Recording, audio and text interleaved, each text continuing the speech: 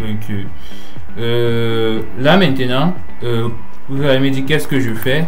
Ce que je vais faire, c'est compiler à nouveau. Je le fais. Voilà. Donc maintenant, ce qui m'intéresse déjà dans un premier temps, c'est ce que la compilation me montre. Déjà, ça a trouvé ma carte, là, le DTS, mais maintenant, ça a trouvé quoi? Un overlay. Voilà, ça dit que ça a trouvé un overlay et qui est situé à cette adresse-là. Donc, ce que Zephy va faire, c'est quoi? Ça va jumeler ces deux projets. Donc, l'overlay va écraser les configurations par défaut qui se trouvaient dans le DTS. Donc ça génère une fois le DTS. On va regarder encore le DTS ensemble. Donc je vais regarder l'USART2. On remonte là et là, qu'est-ce que vous constatez? Vous constatez que la vitesse de communication a changé. C'est 9600. Et pourquoi je sais ça? On va vérifier là. Donc si je reviens là, je mets 9600 et ensuite je le convertis en hexadécimal. Vous verrez là, c'est bien 2580. Donc c'est bien. On se rend compte que la valeur par défaut a été modifiée. La valeur par défaut, c'est quoi? C'est 115 200 qui se retrouve là dans le DTS. Mais là maintenant, quand ça génère, c'est à 9600.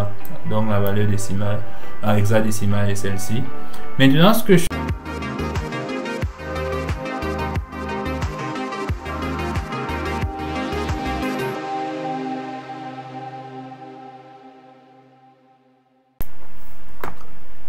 Salut à tous et bienvenue dans cette vidéo. Aujourd'hui, nous allons parler d'une des notions très importantes lorsque l'on débute sur Zephy OS. C'est une notion nouvelle, la notion du device free. Et ceci demande d'être très bien assimilé si on veut par la suite facilement développer nos drivers ou nos applications pour nos projets IoT. Donc cette vidéo sera très probablement longue, donc soyez très attentifs et l'idée c'est vraiment de partager avec vous l'ensemble des connaissances dont vous avez besoin pour facilement comprendre cette notion de device tree et de facilement travailler par la suite. Voilà, donc c'est quoi donc le device tree? Le device tree, c'est simplement un fichier qui décrit un fichier de description de la composition matérielle de notre microcontrôleur. Voilà. Donc généralement pour un microcontrôleur, il y aura des fichiers sources. On peut retrouver des fichiers H dans nos façons de coder traditionnelles, mais pour nous, ici, le fichier d'entrée, ça sera le device tree avec, lorsqu'on travaille avec Zephy OS, le fichier d'entrée, c'est le device tree, c'est pas un point H directement. Ensuite, le device tree sera converti en point H, mais l'idée, c'est vraiment que ce soit, l'apport du device tree, c'est que ce soit bien modulable et que tout ne s'imbrique pas de manière hasardeuse, en fait. Voilà. Donc, généralement, on va retrouver trois types de fichiers d'entrée. J'aborderai deux ici et juste un par la suite. Et l'idée vraiment, c'est de pouvoir parler de device tree source, DTS et device tree et include. Donc, généralement, si on a notre carte ici, pour cette vidéo, on va faire l'étude de la Nucleo G071RB et aussi de la NRFE 52840. Voilà, des cas. Donc, généralement, quand on aura notre microcontrôleur comme ceci, il y aura des fichiers de description qui lui sont associés. Pour la Nucleo G071RB, on aura le fichier DTS principal. Voilà. Donc, lui, il y a plein de périphes de base nécessaires à son bon fonctionnement qui sont activés. Mais derrière, il y aura un fichier là, le DTSI, qui est le socle qui comprendra l'ensemble des périphs qui constituent cette carte, mais qui ne sont pas forcément activés. Voilà, ça pourra être de l'U2C, des SPI, des timers, de l'USART et j'en passe. À côté, il y aura d'autres fichiers qui seront chargés de générer des signaux, de décrire des signaux. Voilà, les signaux, le PC11, PC12, PC13 et j'en passe. Et enfin, on aura d'autres fichiers DTSI pour DTSI pour signifier include, qui vont se charger de décrire uniquement des pins qui sont compatibles avec la morphologie Arduino. Il y aura d'autres qui sont chargés de décrire des pins qui sont compatibles à la morphologie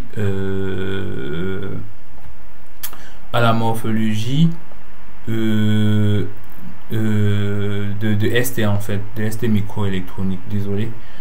Voilà, donc maintenant ce qu'il faut savoir sur le device tree, c'est que on aura vraiment cette impression d'avoir un arbre ayant des racines, et il y aura tout plein de branches qui bourgeonnent et qui s'étendent au fil du temps. Donc on aura toujours un nœud principal, la base, la racine, et ensuite il y aura plein de nœuds enfants en fait qui vont ressortir là pour produire aussi eux à leur tour des nœuds enfants. Donc ça c'est la typologie, ce qu'on prévisualise. Mais pour que vous puissiez mieux comprendre ce que je vais faire, c'est que je vais directement passer dans mon workspace. Et là, on va retrouver, comme j'ai dit, la Nicolo G071 et la NRFE 52840DK. Donc, on va étudier leur structuration pour mieux comprendre ce que représente le DTSI. Donc, déjà, il y aura tout ce qui sera étude architecturale, si je peux dire comme ça. Ensuite, on va entrer en profondeur dans les syntaxes et les structures. Puis, on va voir comment utiliser ce DTS pour pouvoir écrire même nos propres codes source en fait. Voilà. Donc, très vite, vous allez vous rendre compte qu'il y a un fichier d'en-tête. C'est très bien. Et c'est là où on va plus s'apaisantir ici. À côté, il y aura tout plein de nœuds qui représenteront un certain nombre de périphériques.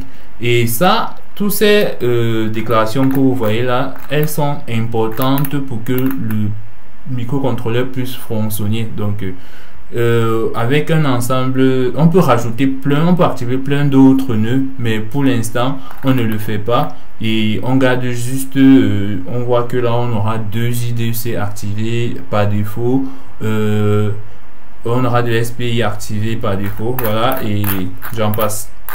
Donc ce qui m'intéresse ici, c'est déjà tous ces fichiers qui sont inclus là en fait. Donc on a la version de notre DTS. Ensuite, ce qu'on a ici, c'est par exemple stmorphoconnector.dtsI. C'est lui qui va comprendre de la définition de tous les pins compatibles à la morphologie ST et qui se retrouve juste là. Donc vous pouvez voir là, ça décrit simplement les pins ST.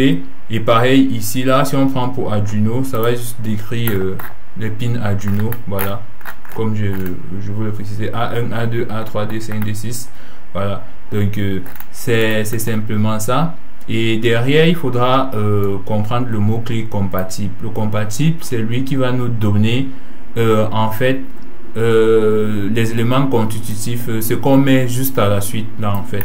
Voilà, donc c'est le compatible qui renferme ces informations là. Ensuite, ce qui va nous intéresser, c'est maintenant d'autres fichiers. Voilà, donc si vous voyez ça, il est inclus là. C'est pour que on puisse comprendre, avoir la définition de nos signaux. Comme j'ai dit, PA11, PA12, I2C, SDA, c'est s'il n'y avait pas ce fichier, il devrait avoir des erreurs à la compilation. Donc c'est lui qui fait le travail. Et ensuite maintenant, le fichier qui m'intéresse le plus, c'est celui-ci en fait. Donc où est-ce que je le trouve? Je le trouve, soit vous faites une recherche là vite fait et vous récupérez, vous pouvez faire une recherche là, CTRL V, et ça vous donne le chemin Zephy DTS AM ST G0. Donc c'est ce chemin que je vais suivre, DTS ST la G0, voilà, c'est là. Et je cherche quel nom, 71XB, voilà, le 71XB c'est là.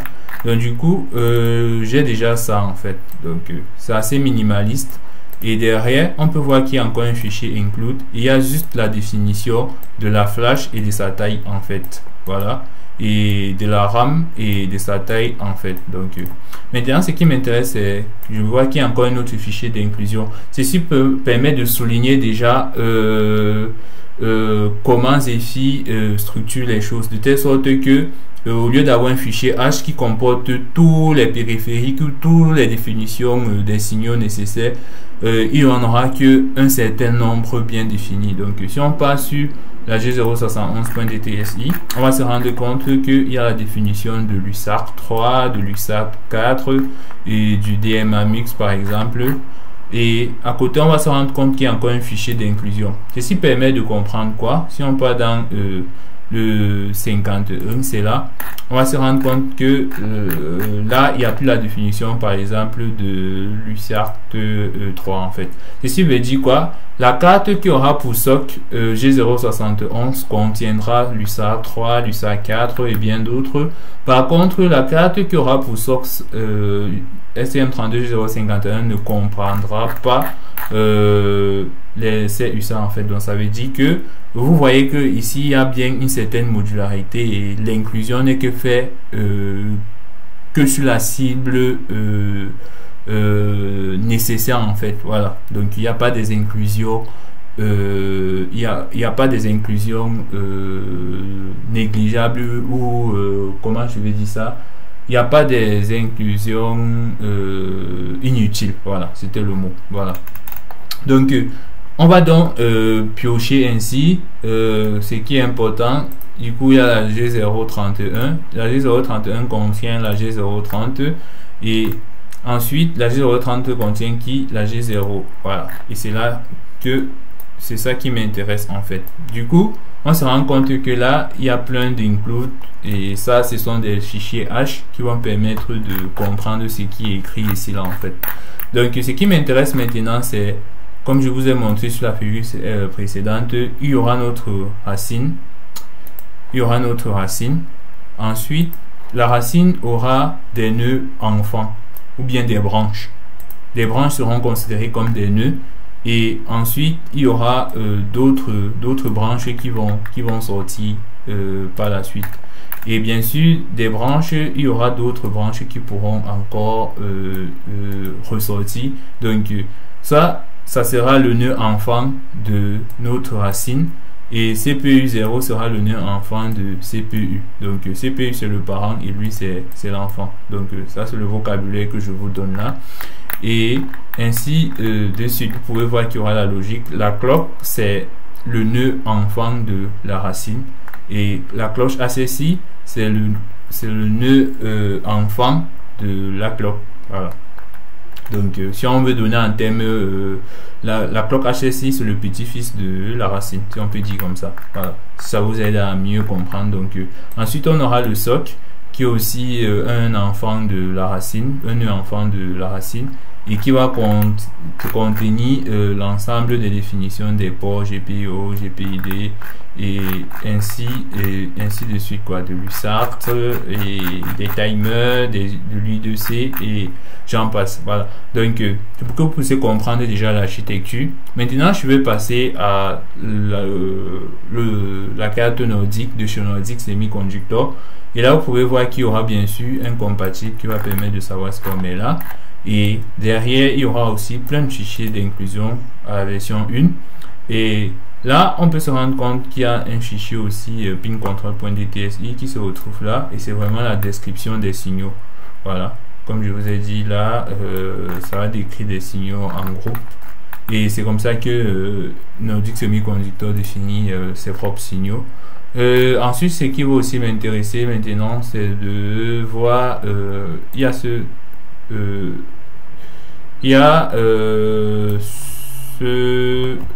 fichier d'inclusion en fait.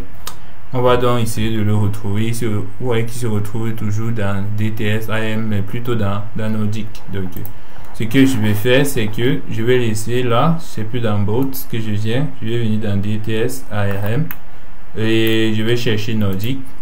Et dans Nordic, je vais maintenant retrouver pour savoir ce qui contient ce QA là, c'est là, voilà. Donc j'ai retrouvé et je vois que lui-même il inclut un autre fichier et ça sera le soc en fait, et lui il a quoi, la définition de la flash, la définition de la RAM.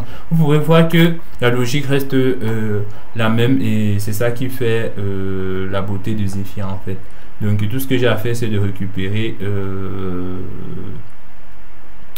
le fichier en question, c'est la 52840.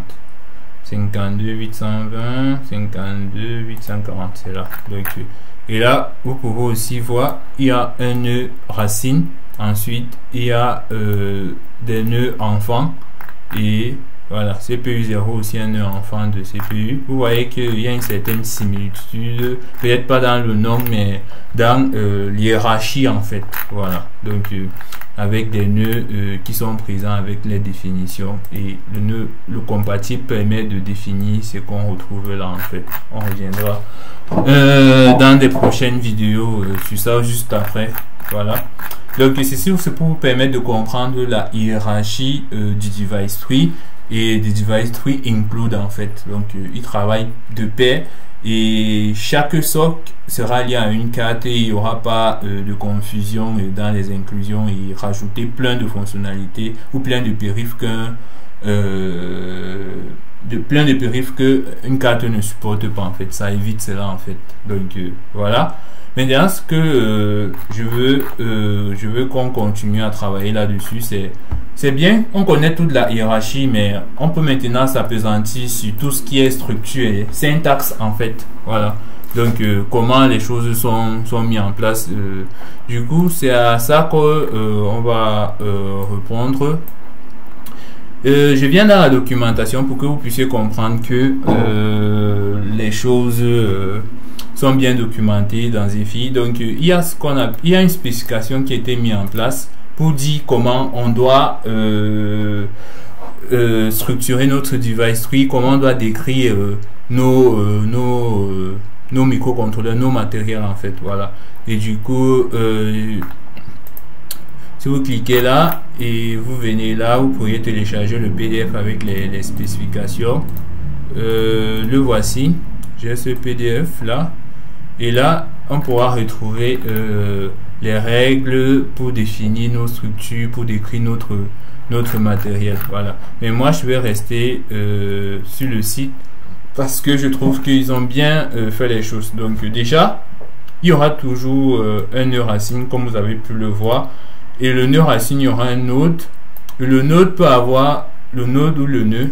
Le nœud peut avoir un sous-nœud ou un nœud enfant dont le nom sera ça. Et justement, on pourra lui affecter un label. Voilà, le label du nœud, pardon. Et ce sous-nœud ce nœud enfant aura une propriété de type info. Voilà. Donc c'est ce que ça veut dire et c'est ça qu'on retrouve, juste là devant nous quoi. Voilà, c'est ça. Donc il y a le CPU et ça a une valeur de type int 0. Voilà. Donc si on continue maintenant, on a parlé des propriétés. On va se rendre compte que notre device tree reflète vraiment notre description matérielle. Donc on aura toujours une racine, ensuite on aura notre système on-chip et ensuite on aura un bus I2C. Le bus I2C aura d'autres nœuds enfants et vous savez que dans le protocole UDC, U2C autant pour moi, il y a généralement notre contrôleur et on a des slaves quoi. Voilà, donc c'est là maintenant que cette description-ci correspond à ça en fait. Donc on a notre nœud racine, on a le soc et dans le soc on a notre bus I2C qui a plein d'esclaves en fait, si je peux dire ça comme ça. Voilà, et c'est ça qui est simplement matérialisé. Si je reviens dans le DTS, c'est pas si on pourra retrouver des nœuds enfants. Voilà. Donc typiquement le timer là, a son nœud enfant le PWM3.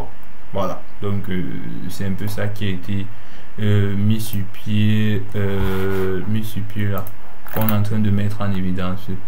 Maintenant, il y a les différentes propriétés en fait, ce que vous retrouvez là.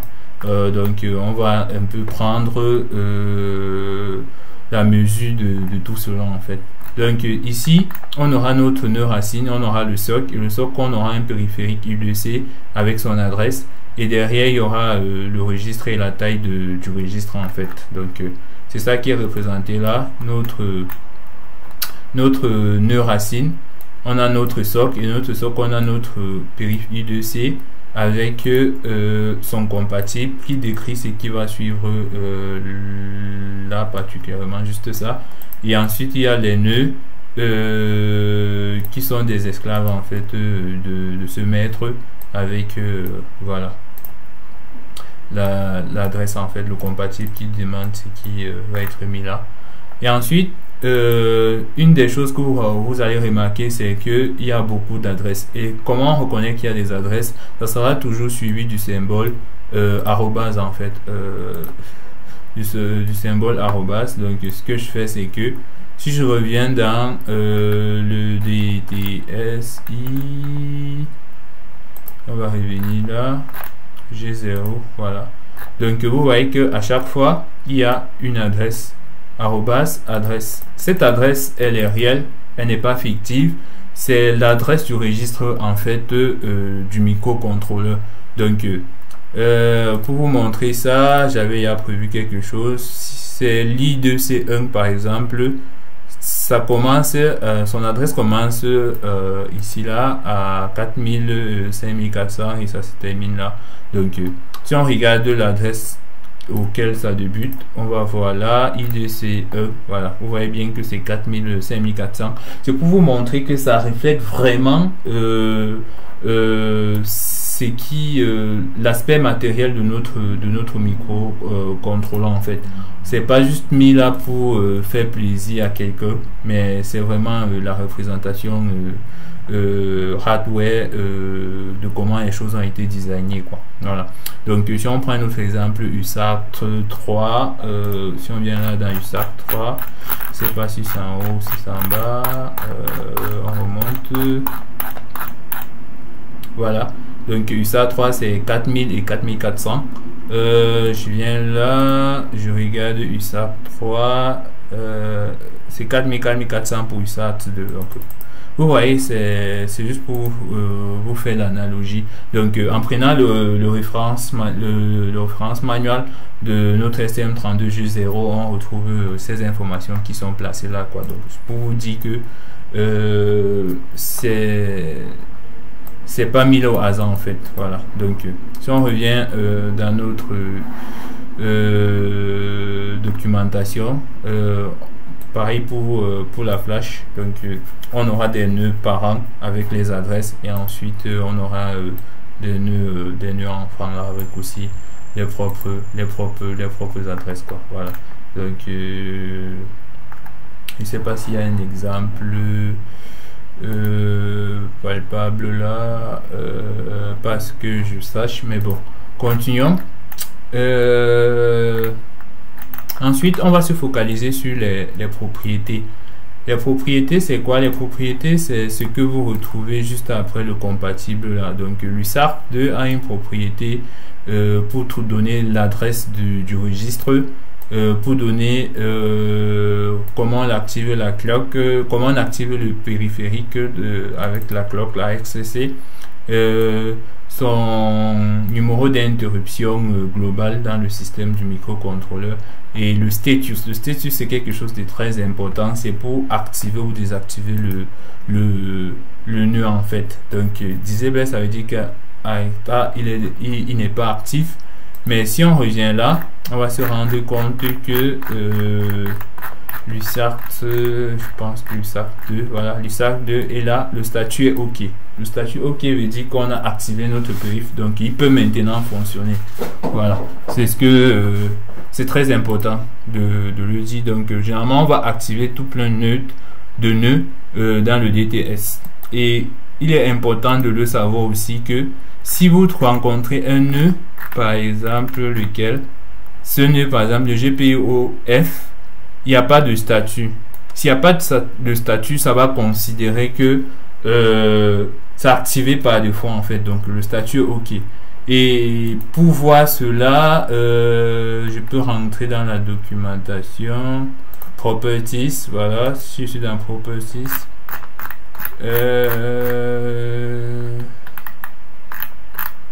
Status, voilà.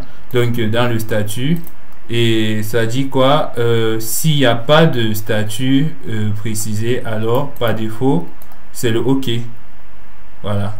Donc faites très attention de bien préciser si vous voulez désactiver un nœud ou pas, en fait, voilà. Donc si on continue, voilà, donc ça c'est ce qui est dit là, et ça dit que pour l'instant il n'y a que le OK et le disable qui sont pris en charge dans Zephyr. Le reste, ce sont des erreurs qu'il faudra traiter. Maintenant, on va parler de...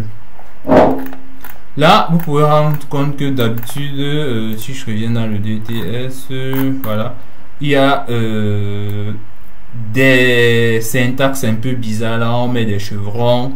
Et voilà, d'autres ici on met des guillemets.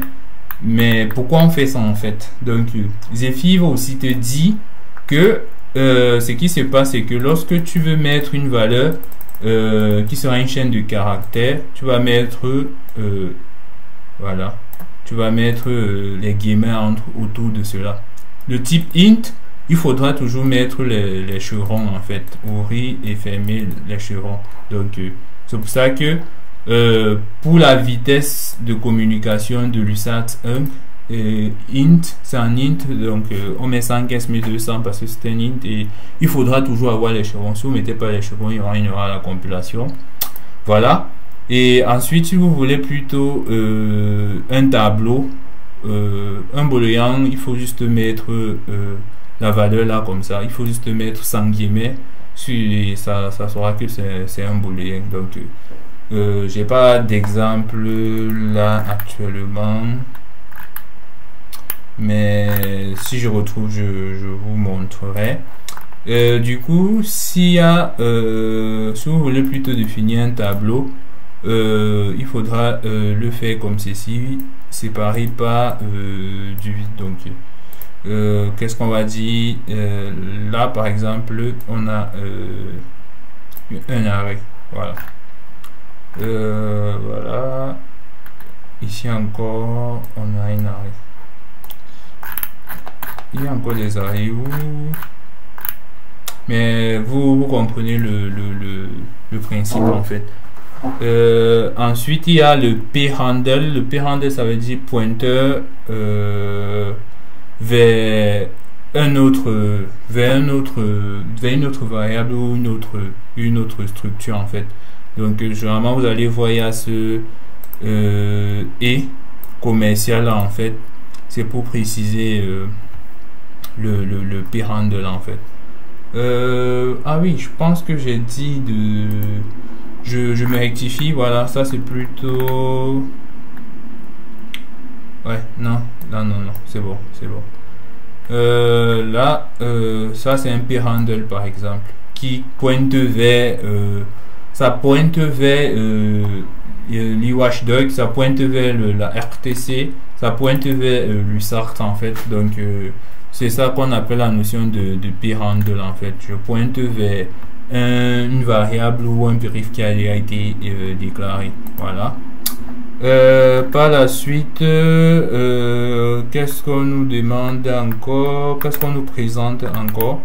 Voilà, il y a les alias et les nœuds choisis, en fait, les nœuds par défaut choisis. Donc généralement dans tous les DTS, si on vient là, vous allez toujours voir ce chosen et vous allez toujours voir ces alias. Donc si vous avez défini des alias, comme je vous ai dit, l'alias sera toujours à gauche et le nom du nœud sera toujours à droite. Et il y aura maintenant des alias là, et l'alias sera l'alias de ma LED Z sera LED 0. Voilà. Donc, je récupère le node label et j'applique à cet alias en fait. Donc, on récupère toujours.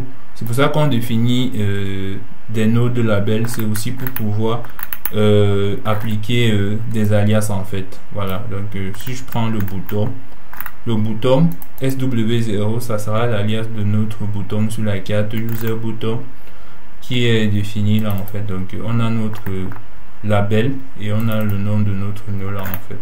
Donc, une fois ceci dit, qu'est-ce qui va manquer? Le chosen. Le chosen, c'est un peu les périphériques par défaut dont le système a besoin pour faire tourner de manière efficace les scripts en fait.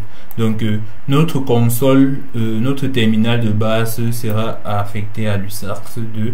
Donc, si vous voyez là, les trucs s'affichent là, c'est parce que ça sera connecté à l'USART2. Autant pour moi. Donc, la flash a utilisé la RAM. La flash a utilisé par défaut pour sauvegarder notre binaire. Ça sera cette flash 0. Et la RAM a utilisé pour stocker nos instructions de traitement. Ça sera la RAM 0. Si on avait déclaré plusieurs RAM, on aurait utilisé cela.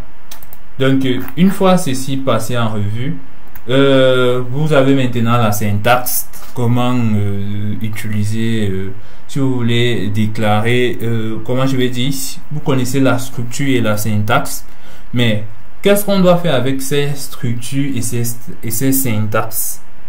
Alors, il s'agit ici de pouvoir vous montrer maintenant comment récupérer ces valeurs que vous déclarez dans le device tree et de pouvoir les utiliser dans votre code source. Donc, et c'est pour ça qu'il y aura des API. Et les API sont juste des méthodes qui ont été mises en place pour que vous puissiez communiquer avec le kernel, avec le sous-système en fait. Donc, une fois que vous prenez cela en compte, ce qui va se passer, c'est quoi? Ce qui va se passer, c'est que Zephyr définit un certain nombre d'API génériques. Donc, peu importe le matériel que vous utilisez, peu importe les périphériques qui ont été définis, vous pouvez récupérer les valeurs de leurs propriétés avec ces API en fait. Donc, c'est ce que API générique signifie ici. Il y aura des API vraiment propres aux instances. Il y aura des API propres aux périphériques ou au hardware.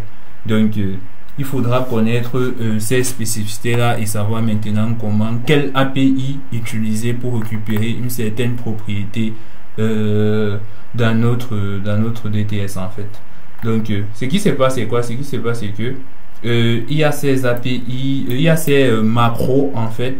Vous pouvez avoir la définition qui vous permettent de récupérer les propriétés de certains nœuds en fait pour pouvoir les utiliser dans votre code source, le main.c par exemple, ou le .h comme vous voulez. Donc, il y a le dt path, il y a le dt node label, il y a le dt alias. Ils sont très utilisés, le dt parent et le dt child. Donc, je sais que si je suis un parent, si je suis un enfant d'un parent, alors je peux utiliser ça pour récupérer une propriété.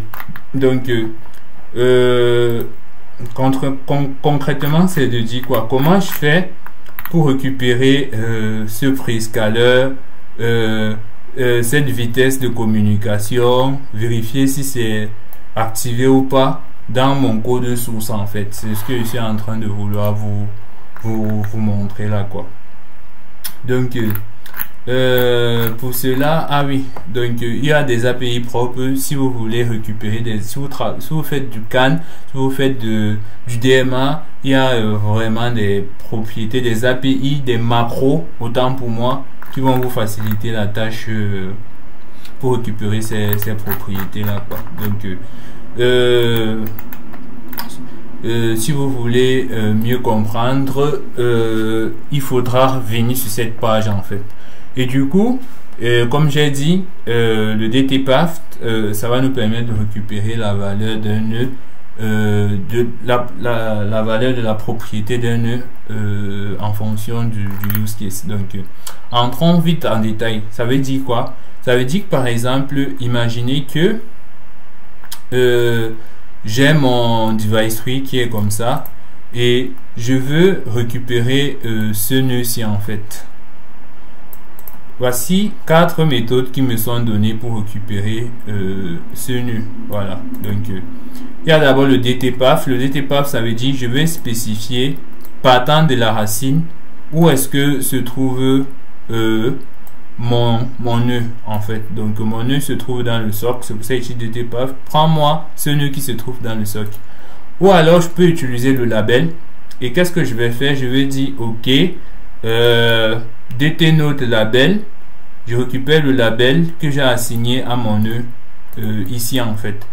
Maintenant, qu'est-ce qui se passe encore en imaginant que j'avais défini un alias. Donc vous voyez toujours, pour définir mon alias, je pars toujours sur le label du nœud en fait. Donc je peux dire juste DT alias et je récupère mon nœud. Voilà. Et pour finir, en utilisant le compatible et en supposant que bon, c'est le seul qui existe là, tout ce que je peux faire c'est quoi? X ici là c'est l'ID de notre nœud. Vu qu'il y a un seul nœud U266, normalement ça doit être 0. Et je précise maintenant le compatible, sachant que tout ce qui est virgule ou trait de 6 est transformé en trait de 8. Oui, je ne dis pas de bêtises. Donc une fois que vous faites ceci, vous pouvez récupérer votre nœud, et c'est-à-dire vous aurez une structure avec ces informations. Voilà. Donc une fois ceci dit, maintenant si on va aller un peu plus loin, on veut maintenant récupérer les propriétés et pas juste les nœuds. Voilà. Ce qui a fait, si on veut vérifier ici, si on veut vérifier qu'un nœud a une propriété, un petit DTNode has prop pour property, est-ce que mon nœud UDC a la propriété clock frequency? Note et property. Voilà, donc expand to 1, il y aura 1, il y aura 0 si c'est pas vrai. Donc vu là-haut, on sait que la clock frequency c'est notre nœud I2C possède bien une clock frequency. Voilà. Et ensuite, on était où? On était là. Voilà. Donc, ok. Une chose, voilà. Si on veut utiliser DTNode label, on le met là. Ensuite, c'est généralement, vous allez voir, on utilise beaucoup cette façon. Voilà. On définit une variable qui va récupérer le nœud, et maintenant avec le nom on va utiliser la macro DTProp pour DTProperties et on va récupérer son statut. Donc ça sera OK ici là, comme la réponse a été placée là quoi. Donc maintenant si on a plutôt un nœud qui a plusieurs tableaux de valeurs, voilà, ce qu'on va faire c'est quoi? C'est si on veut récupérer la valeur, c'est qu'on va faire quoi? On déclare un tableau vide et ensuite en DTProp on récupère déjà A, et du coup on sait que ça va nous donner quoi comme résultat? Ceci. Voilà. Donc vraiment si on veut avoir la taille, il y a la macro DTProp length qu'on peut utiliser pour avoir la taille de nos tableaux, de nos arrêts. Voilà. Donc c'est vraiment très pratique. Maintenant, généralement, on a défini des adresses dans un certain nombre de nœuds. Voilà, donc il y a ces adresses là qu'on définit. Maintenant, si on veut récupérer ces adresses, comment on va faire? Tout ce qu'on a fait, c'est appeler DTREC address, et si on veut la taille, DTREC size, et normalement on va récupérer les valeurs dont on a besoin. Voilà, donc vous comprendrez que si vous fouillez ici là, vous aurez vraiment l'ensemble il suffit de vérifier là pour connaître comment récupérer les informations quoi. Voilà. Donc Device Hub2 c'est une très bonne ressource à connaître en fait pour pouvoir savoir comment on récupère ces propriétés. On les définit pas juste pour nous plaire, mais derrière ces propriétés là on peut les utiliser dans notre code source en fait. Voilà, donc c'est un peu ça quoi. Donc un dernier exemple, je pense que si on veut récupérer ça, hein, bon, c'est pas ça que ça explique. Bon, ok, vous l'aurez compris, voilà. Donc c'est ça ici en fait. Donc si on veut récupérer la valeur, si on veut récupérer notre nœud ci là, en fait, qu'est-ce qu'on va faire? Si on veut récupérer ce nœud, il y a 4 façons de le faire. Premièrement, on peut dire DT notre label, on récupère son label. Ensuite, ce qui se passe, c'est que on peut dire non, on a un alias là, donc on utilise plutôt MySerial, on récupère la valeur. Ou alors, on a défini un chosen et on va utiliser la macro DT chosen pour récupérer. Et tout ce qui est virgule se transforme en trait de 8, comme je l'ai précisé. Et si on connaît le chemin vers notre nœud, on dit juste DT path, et comme il est contenu dans le parent soc, on précise juste son parent là et on a notre nœud. Ensuite on peut récupérer les propriétés juste après en utilisant des macros spécifiés. Donc pour avoir l'ensemble des macros, vous pouvez venir là et normalement vous allez retrouver tout plein d'API qui permettent de vous donner ces macros qui sont importantes pour récupérer l'ensemble des propriétés. Je mettrai le lien en description, donc ne vous inquiétez pas, mais c'est ça que j'avais à partager avec vous. Maintenant, on va passer à la partie démo pour que vous puissiez comprendre l'importance d'utiliser l'overlay. Parce qu'on a parlé de device tree, source, du device tree include. Il manque maintenant l'overlay pour qu'on puisse être en phase lors des prochaines séances. Ok, voilà. Du coup, la notion de device tree overlay, elle est tellement importante dans ce sens que l'idée c'est de venir appliquer un certain nombre de configurations qui ne se trouvent pas de base sur le microcontrôleur et qui sera adapté pour notre projet. Voilà. Donc le device tree overlay va nous permettre de faire certains changements qui sont nécessaires pour que notre application puisse bien tourner. Si je peux dire comme ça simplement. Donc ce qu'on va faire, c'est partir sur des exemples pratiques pour que vous puissiez comprendre l'importance d'utiliser un device tree overlay en fait. Donc ce que je vais faire, c'est que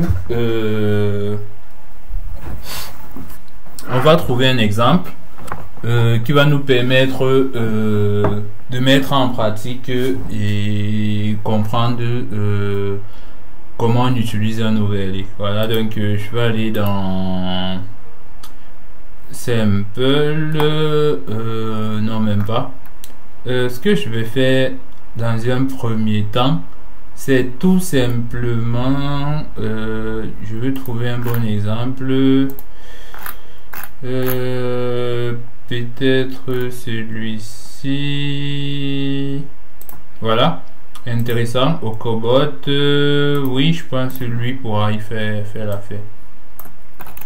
Donc ce qui se passe, c'est que généralement quand vous aurez l'hierarchie d'une application Zephyr, il y aura toujours un dossier bots là et il n'est pas mis juste par hasard en fait.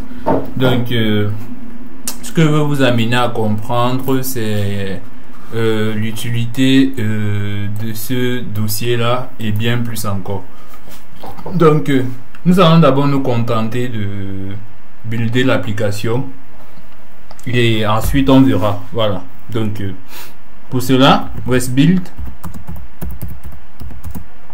-p -b nucléo G071 RB. Voilà. Et ensuite, ce que je vais faire, c'est préciser le chemin vers mon application en fait. C'est ça, donc c'est dans Simple, Driver, non, c'est UART et EcoBot, voilà. Donc le projet va compiler, et ce qu'il a important de savoir, je l'avais dit dans les précédentes vidéos, lors de la compilation, il va d'abord retrouver la carte, et ensuite il va essayer de générer son device tree. Voilà. Donc c'est ce device tree là qui va m'intéresser. Vous comprendrez par la suite pourquoi c'est important de regarder un peu souvent ce qui se trouve à l'intérieur. Donc je vais le placer là. Voilà, on va laisser ça comme ça. Et du coup, le scénario que je veux qu'on mette en place, c'est quoi? C'est que on va comprendre là. Ce qui se passe, c'est quoi? C'est que mon périphérique de communication, il a la vitesse de communication à 115 200. Ce que je vais faire, c'est que si j'ouvre là, ah oui, c'est vrai, stop. Il y avait un autre programme à l'intérieur. Ce que je vais faire, c'est d'abord flasher. Ouais, c'est vrai. Quand je flash, je vais maintenant venir me connecter là. Ok. Je reset encore la base. Voilà. Et EcoBot, c'est quoi? C'est un tout petit programme qui vous permet d'écrire un certain nombre de choses. Et lorsque vous entrez sur, vous appuyez sur la touche entrée, ça va afficher les informations que vous avez entrées. Donc je vais mettre là hello Zephy, voilà, et ça m'affiche, voilà. Donc je peux encore mettre quoi? Hello, voilà, je fais pas trop d'inspiration, et ça l'affiche là. Donc maintenant, pourquoi la vitesse de communication c'est 115 200? Parce que par défaut, si je retrouve le DTS, par défaut ici, la vitesse current speed c'est à 115 200. Voilà. Et si je prends mon fichier DTS et que je fais une recherche vite fait là sur USART 2, voilà, pas forcément celui-ci là, mais la définition du nœud. Donc le fichier DTS va contenir l'ensemble de manière générale, toutes les fonctionnalités qui ont été activées au nom de notre microcontrôleur en fait. Voilà. Donc je peux voir là que sa vitesse actuelle c'est à 115 200. Ça c'est la codification. La codification, on va vérifier ça. Je prends ça, j'entre 115 200 et je le convertis en hexadécimal. Donc on peut voir NC200 qui correspond bien à la vitesse là en fait. Donc ceci pour vous montrer la corrélation entre le DTS et le Zephy.dts général généré en prenant en compte d'autres sources en fait. Donc ce que je vous propose de faire pour qu'on puisse maintenant comprendre bien l'utilité du device tree, moi j'ai pas envie que la communication soit à 115 200 mais qu'elle se fasse plutôt à 9600. Mais ça uniquement pour mon application. Je ne veux pas que de manière générale que la communication soit à 9600. Parce que si je le voulais, c'est que je viendrais ici dans ce nœud et je changerais 9000 à 9600. Donc comme je ne veux que ce soit pour mon application uniquement, ce que je vais faire, c'est que il y a ce dossier et je vais ajouter là un overlay. Donc le dossier boot, c'est important de le mettre dans ce dossier. C'est ça à quoi il sert. Je le détecte automatiquement. Je vais mettre le nom de la carte, exactement le nom de la carte.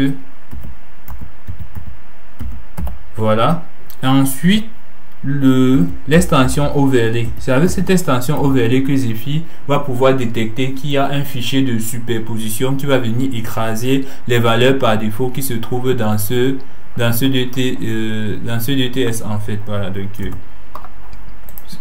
une fois que j'ai mis ça, ce qui va m'intéresser lors de la compilation, c'est de voir ces étapes où il trouve la carte et ensuite il génère le fichier .h associé en fait.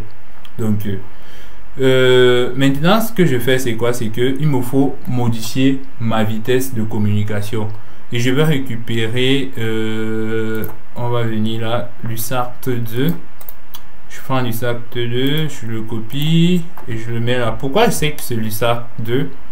Parce que là dans mon application, comment je récupère mon device, mon nœud de device UART. C'est en utilisant la macro DT chosen, on a parlé juste tout à l'heure, et il récupère la propriété Zephyr Shell UART.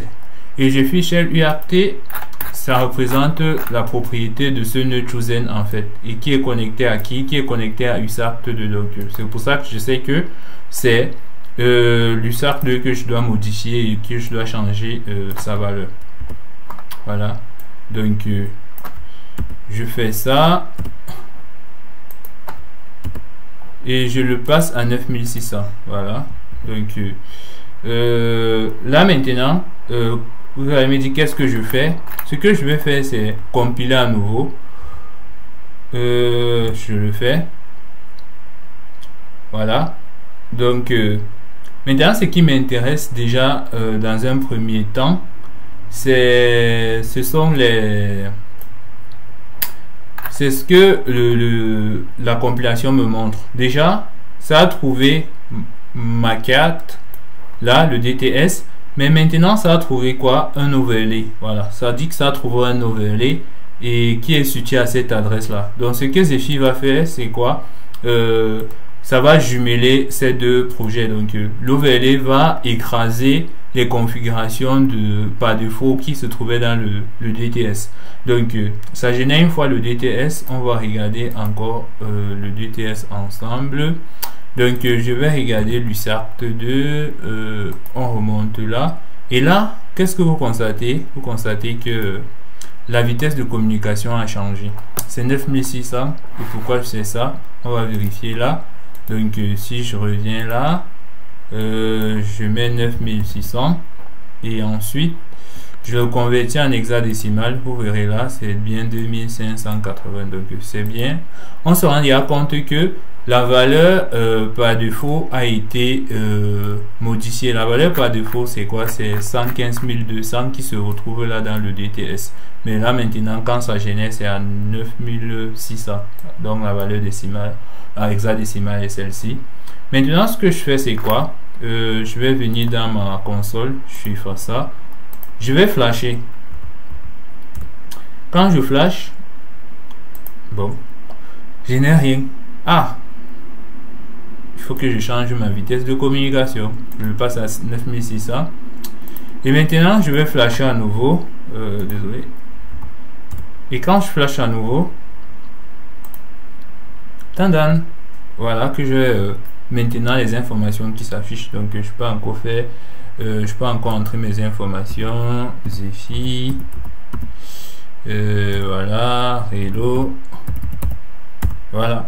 Donc vous voyez que là maintenant les informations ont été prises en compte, mais uniquement dans le scope de mon application, sans toutefois toucher les valeurs par défaut de notre microcontrôleur en fait. Voilà, donc une fois ceci fait, la dernière notion que j'ai envie de vous montrer, c'est que bon, imaginez qu'on n'avait pas bien nommé ça en fait. Donc et même pas dans le dossier boot. Généralement vous allez retrouver les fichiers comme ça. Ça peut être à point overlay, ça peut être n'importe quoi. Tant qu'il y a l'overlay, tant qu'il y a l'extension overlay, Zephyr va reconnaître ce fichier et faire les modifications qu'il faut quoi. Voilà. Donc maintenant ce que je vais faire, c'est que je supprime ces modifications là et je vais mettre là. Je ne veux plus que la communication soit à 9600, mais qu'elle soit un peu plus rapide. Qu'est-ce que je vais faire? Je veux qu'elle soit à quelle, disons, 230 400. 230 400, voilà. Donc je mets ça, j'enregistre. Ce que je vais faire maintenant, c'est que je compile.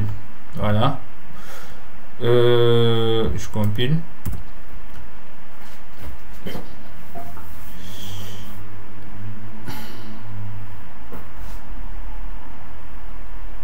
Voilà. Donc, oui, vu que j'ai pas effacé, il y a toujours, ça dit que ça a toujours trouvé un point EVLE. Donc, très curieux, très impatient, je vais regarder si la vitesse de communication est passée à... on va mettre ça là. On va fermer ça. On va regarder si la vitesse de communication est déjà passée à 230 400. Donc je vais regarder là et je me rends compte que pour le nœud USART 2 la vitesse n'est pas à 230 400. Je le sais parce que ça c'est la valeur hexadécimale de 115 200. Donc la valeur si est repassée à 115 200. Pourquoi? Parce que ça n'a pas trouvé le app.evle. Vous pouvez voir que là il n'y avait pas le app.evle. Donc ça a détecté bien le nucléo G071 RB.evle, mais qui n'avait pas de modification, pas de modification particulière à apporter par rapport à la configuration par défaut. Mais il y avait le app.evle qui voulait changer. Maintenant, qu'est-ce qu'il faut faire dans ces cas? Il va falloir utiliser une commande particulière pour passer en argument, en paramètre ce fichier. Du coup, on va venir là et du coup, c'est cette commande que je voulais vous amener à utiliser. Voilà. Donc, il faut juste récupérer cette commande. Et maintenant, avec ça, ça c'est quand on utilise, quand on est sur de l'OVLE. Voilà. Et à la suite de la commande, on met ça. Et ensuite, on donne le chemin vers notre fichier de superposition app.evle qui se trouve à la racine de bot. Et donc tout ce que j'ai à faire, c'est juste préciser app.evle. Si c'était dans le dossier bot, on allait d'abord préciser bot. Voilà. Donc je mets ça et ensuite je ferme, puis je compile.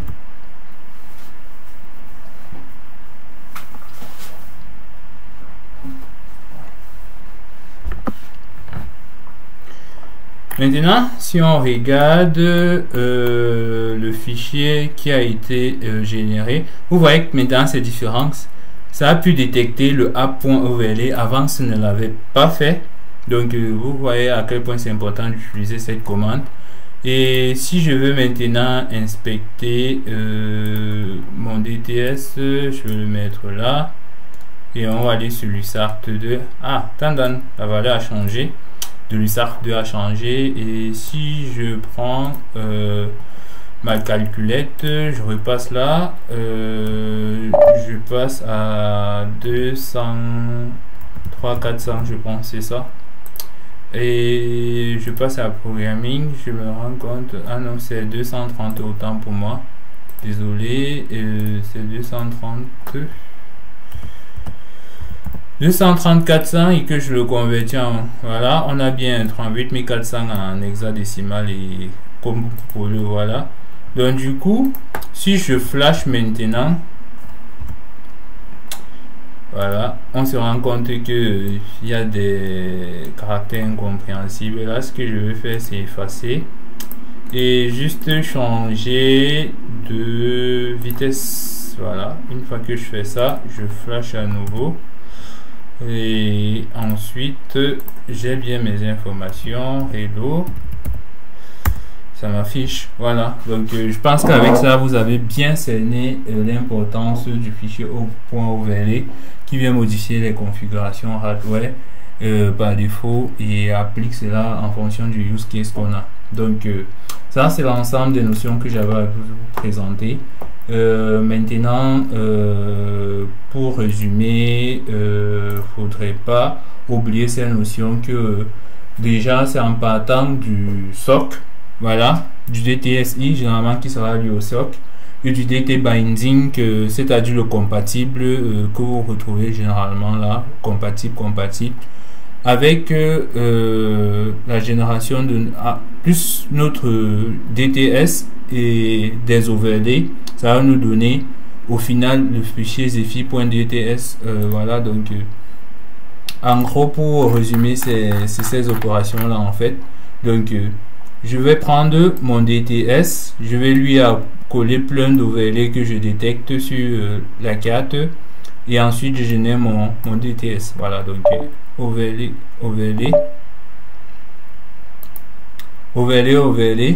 Ensuite je génère le DTS, l'overlay, le DTSI, et ensuite je génère mon DTS. Voilà, mon fichier zefi.dts. Et voilà.